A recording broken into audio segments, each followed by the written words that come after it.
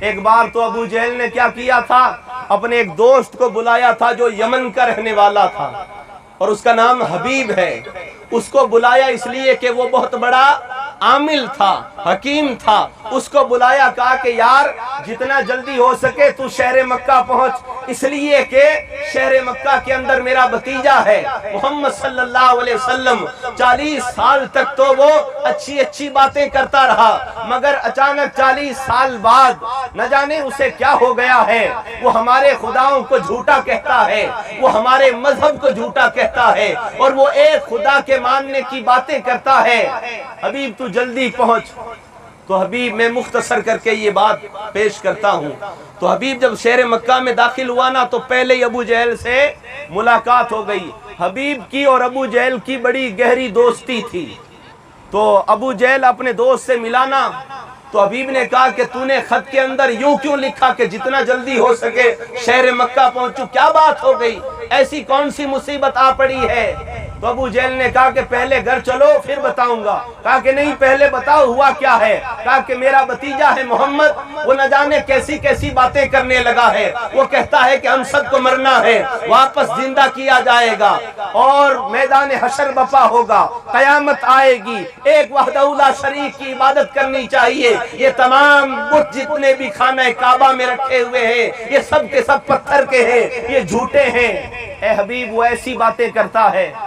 تو کہا کہ کیا کرنا ہے مجھے؟ کہا کہ تجھے اس کا علاج کرنا ہے، تجھے اس کا علاج کرنا اس لیے کہ تو حکیم ہے. تو کہا کہ ٹھیک ہے چلو.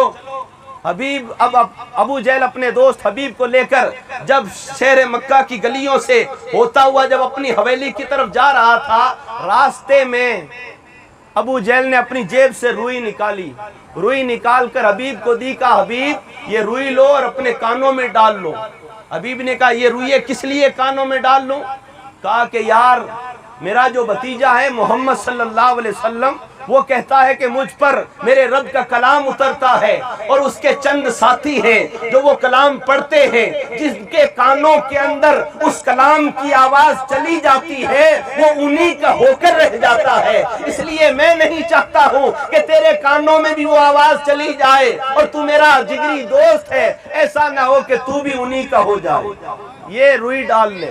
حبیب نے وہ روئی ڈال لی اور ابو جہل اپنی حویلی پر لے گیا اور لے جا کر تمام شہر مکہ کے بڑے بڑے کفار کو جمع کیا اور کہا کہ یہ دیکھو میرا دوست حبیب آیا ہے شہر یمن سے، یہ حکیم ہے، اب یہ محمد صلی اللہ علیہ وسلم کا علاج کر دے گا. تو سارے جو بڑے بڑے سردار تھے نا، انہوں نے کہا کہ حبیب علاج کیسے کرو گے؟ اپنے دوست سے ابو جہل پوچھو یہ علاج کیسے کرے گا، انہیں چیک کیسے کرے گا، انہیں چیک کیسے کرے گا؟ تو حبیب نے کہا کہ میں حکیم ہوں، اور حکیم جو ہوتا ہے وہ نبض پکڑ کر دیکھتا ہے، ناف کو پکڑ کر دیکھتا ہے کہ بیماری کیا ہے، تو میں ان کا ہاتھ پکڑوں گا. ابو جہل کھڑا ہو گیا. ابو جہل نے کھڑے ہو کر کہا کہ نہیں، ہاتھ نہیں پکڑنا ہے. کہا کہ نہیں، ہاتھ نہیں پکڑنا ہے. کہا کیوں ہاتھ نہیں پکڑنا ہے؟ کہا کہ یار اس کا ہاتھ بچپن میں ابو بکر نے پکڑا تھا، آج تک ابو بکر کا ہاتھ پکڑا ہوا ہے، اب ان کا ہاتھ نہیں پکڑنا. اگر ہاتھ پکڑنا اسی کا ہو جائے گا، ہاتھ نہیں پکڑنا. تو کہا کہ یار میں تو حکیم ہوں، پر حکیم تو ہاتھ ہی پکڑ کر بیماری دیکھتا ہے، تم کہتے ہو ہاتھ نہیں پکڑنا ہے. ابو جہل نے کہا کہ کوئی دوسری تدبیر سوچ، کوئی دوسرا جانچ کرنے کا طریقہ لا. تو وہ حبیب کہنے لگا یار ہاتھ نہیں پکڑوں تو میں ایسا کروں گا، میں ان کی آنکھوں میں دیکھوں گا، میں محمد صلی اللہ علیہ وسلم کی آنکھوں میں دیکھوں گا تو مجھے پتہ چل جائے گا کہ بیماری کیا ہے، تکلیف کیا ہے. ابو جہل نے کہا نہیں بھائی نہیں، آنکھوں میں بھی نہیں دیکھنا ہے، آنکھوں میں بھی نہیں دیکھنا. کہا کیوں؟ کہا کہ ایک بار وہ امیہ کا غلام بلال نے ایک بار محمد کی آنکھوں میں دیکھا تھا، ارے وہ محمد کا ہو کر رہ گیا ہے، اس کی آنکھوں میں نہیں دیکھنا ہے. اگر اس کی آنکھوں میں دیکھ لیا تو حبیب تو بھی اس اس کا ہو جائے گا۔ تو کہا یار ہاتھ بھی نہیں پکڑوں، آنکھوں میں بھی نہیں دیکھوں تو علاج کیسے کروں گا، دیکھوں گا کیسے؟ ابو جہل نے کہا اور کوئی راستہ نکال اور کوئی تدبیر نکال، تو عامل بھی ہے، حکیم بھی ہے، بہت بڑا عالم بھی ہے، تو کوئی اور راستہ نکال۔ اب اس نے کہا بڑی دیر سوچنے کے بعد کہا کہ چلو ایسا کروں گا کہ میں پردے میں رہ کر محمد سے باتیں کروں گا۔ ابو جہل نے کہا کہ نہیں بھائی بات بھی نہیں کرنی ہے، بات کی تو بات بگڑ جائے گی۔ تو کہا کہ بات بگڑ جائے گی؟ کہا وہ کیسے؟ کہا کہ یار ایک ہمارا یار تھا جس کا دبدبا پورے شہر مکہ کے اندر تھا، جب وہ چلتا تھا بڑے بڑے پہلوان کانپا کرتے تھے، ہمارے اس یار کو زمانہ عمر کہتا ہے، ہم نے عمر کو بھیجا تھا اور عمر نے جا کر محمد سے باتیں کی، محمد کا غلام ہو کر رہ گیا۔ عمر بھی باتیں کرنے گیا تھا، عمر ان کا غلام ہو کر رہ گیا، بات بھی نہیں کرنی۔ اب حبیب نے سر پکڑ لیا، کہا یار ہاتھ بھی نہیں دیکھوں، ہاتھ بھی نہیں پکڑوں، آنکھوں میں بھی نہیں دیکھوں، بات بھی نہیں کروں تو علاج کیسے کروں گا؟ تو کہا کہ تو کوئی راستہ اور دوسرا نکال، تو بہت بڑا نجومی بھی ہے۔ تو حبیب بہت دیر سوچنے کے بعد اس نے کہا کہ وہ جو باتیں کہتا ہے اور کیا کہتا ہے؟ کہا کہ وہ محمد صلی اللہ علیہ وسلم خود کو اللہ کا رسول اور نبی کہتا ہے۔ تو حبیب نے کہا کہ چلو میں ایسا کروں گا، ان سے دو سوال کروں گا، دو ان سے سوال کروں گا، ایک سوال میں کروں گا وہ جواب دیں گے اور دوسرا سوال وہ خود بتائیں گے، جواب بھی وہ دیں گے، جاؤ انہیں بلا کر لاؤ۔ تو کہا کہ چلو سوال کرو، اگر وہ اللہ کے سچے رسول ہوئے تو وہ دونوں سوالوں کے جواب دے دیں گے۔ اب ابو جہل نے اپنے غلام کو بھیجا کہ جاؤ محمد صلی اللہ علیہ وسلم کو بلا کر لاؤ، اور ابو جہل کا غلام جب سرکار کے گھر گیا اس نے جا کر کہا کہ آپ کو کفار مکہ بڑے بڑے سردار ابو جہل کی حویلی میں آپ کو بلا رہے ہیں، چلیے۔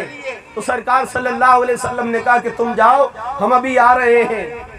وہ غلام چلا گیا، ادھر سے سرکار صلی اللہ علیہ وسلم اور آپ کے یار غار حضرت ابوبکر صدیق آپ کے ساتھ شہر مکہ کی گلیوں سے خرامہ خرامہ ہوتے ہوئے ابو جہل کی حویلی کی طرف آ رہے تھے۔ ادھر ابو جہل اپنی حویلی میں کھڑا ہو کر تمام کفار مکہ سے کہتا ہے دیکھو میرا بھتیجا بھی محمد آ رہا ہے، جب وہ آئے نا جیسے ہی میرے دروازے کے اندر داخل ہو تم میں سے کوئی بھی کھڑا نہیں ہوگا، کوئی بھی کھڑا نہیں ہوگا، اس کا ادب نہیں کرنا ہے، کوئی بھی کھڑا نہیں ہوگا، اس لیے کہ ہم کھڑے ہوں اس کے لیے وہ اتنا بڑا نہیں ہے، کوئی بھی کھڑا نہیں ہوگا۔ ادھر آسمانوں میں اللہ تعالیٰ نے حضرت جبرائیل سے کہا کہ جبرائیل ابو جہل میرے یار کی بے ادبی کی باتیں کر رہا ہے، جا جبرائیل فرشتوں کو لے جا اور ابو جہل اور تمام کفار مکہ کے سروں پر جا کر کھڑے ہو جاؤ، جیسے ہی میرا حبیب ابو جہل کے گھر کے اندر پیر رکھے ہر ایک کافروں کے کان پکڑ کے کھڑا کر دینا، ان کے کان پکڑ کے کھڑا کر دینا۔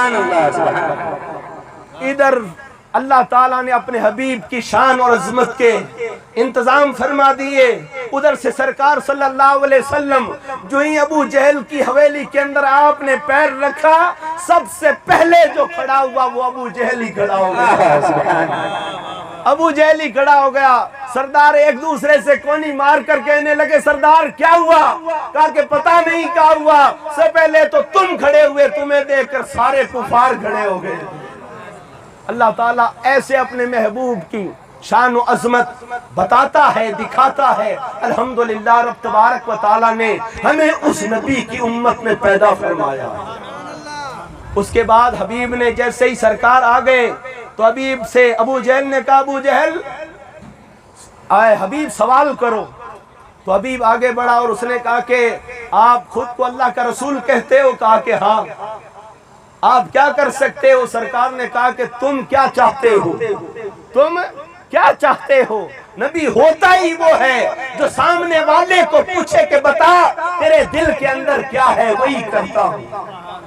تو اس نے کہا کہ اگر آپ نبی ہو سارے کفار سن لیں، جو سچا رسول ہوتا ہے اور اس کے معجزات آسمانوں میں بھی چلا کرتے ہیں، زمین پر بھی اس کے معجزات چلا کرتے ہیں، تو دیکھتے ہیں اگر یہ جادوگر ہوئے تو ان کا معجزہ آسمانوں میں کام نہیں کرے گا۔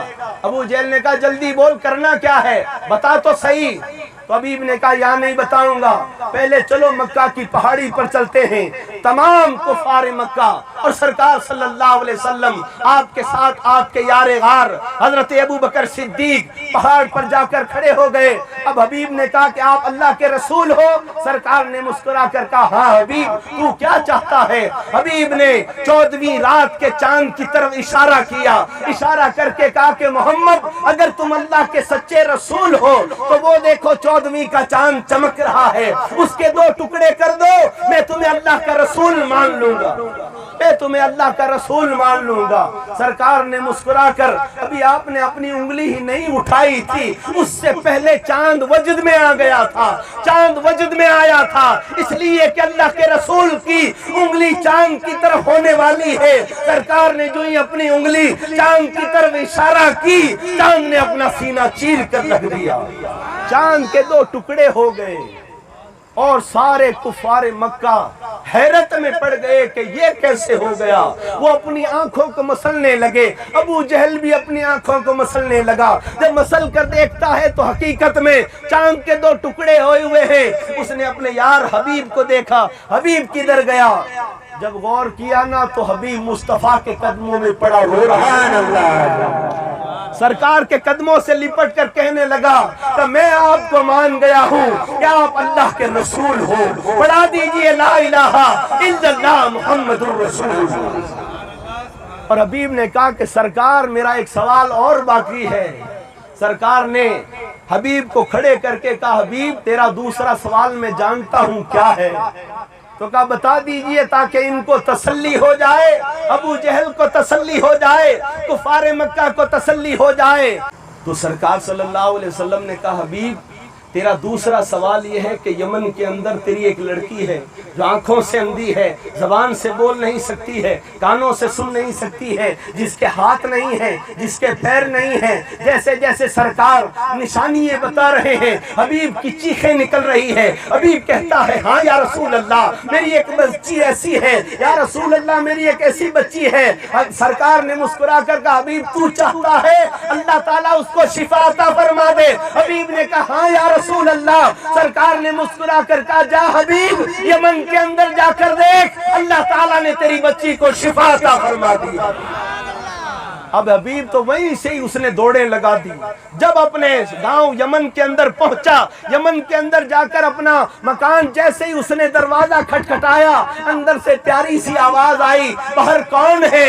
حبیب نے پہلی بار وہ آواز سنی۔ حبیب نے کہا کہ تو کون ہے؟ کہا کہ میں اس گھر کے مالک کی بیٹی ہوں۔ حبیب نے کہا یہ گھر تو میرا ہے۔ حبیب نے جب دروازہ کھولا وہ اپنی بیٹی کو دیکھتا ہے کہ بیٹی اپنے پیروں پر کھڑی ہے، اس کے ہاتھ بھی ہے، دیکھ بھی رہی ہے، مسکرا بھی رہی ہے اور کہہ رہی ابا آپ آ گئے ہو، ابا آپ آ گئے ہو۔ حبیب نے کہا بیٹا تجھے شفا کیسے مل گئی ہے، تو اچھی کیسے ہو گئی ہے؟ تو بیٹی نے کہا ابا آپ تو شہر مکہ گئے ہوئے تھے مگر میں نے اپنے گھر میں دیکھا ایک ماں حبتن بورا بدن، نیچی نظریں، کل کی خبریں، وہ سنا کے فبن اور لوٹ لیا تن من دھن۔ ایسی حسین صورت والا ایک جوان آیا تھا، اس نے آ کر کہا بیٹا تیرے باپ نے شہر مکہ کے اندر کلمہ پڑھ لیا ہے، تو شہر یمن کے اندر کلمہ پڑھ لے۔ اور انہوں نے اپنا ہاتھ میرے سر پر جو ہی رکھا اللہ تعالیٰ نے مجھے شفا عطا فرمائی۔